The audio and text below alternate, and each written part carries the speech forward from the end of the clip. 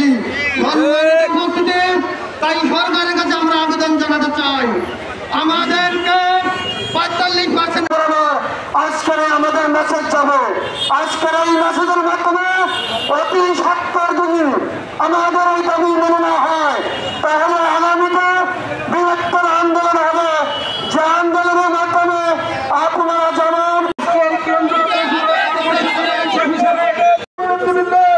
আমাদের সমাজ করবে। আমরা স্মরণলিপি প্রদান করে এখানে আসার আগ পর্যন্ত কোন শিক্ষক এখান থেকে চলে আমাদের আমরা আশা করি না। সবাই এখানে থাকবেন, আমার স্মরণলিপি এখানে চলে আসছে।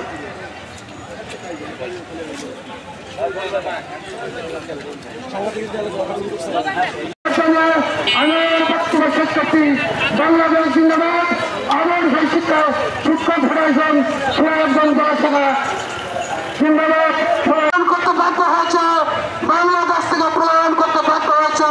সুতরাং 1500 টাকা মেডিকেল সহ সকল শিক্ষা প্রতিষ্ঠানকে জাতীয়করণ করতে হবে। যাদেরকে মুক্ত করা হয় নাই তাদেরকে করার জন্য গুরুত্বপূর্ণ ভূমিকা রাখেন আমাদের এই শিক্ষা সমাজ।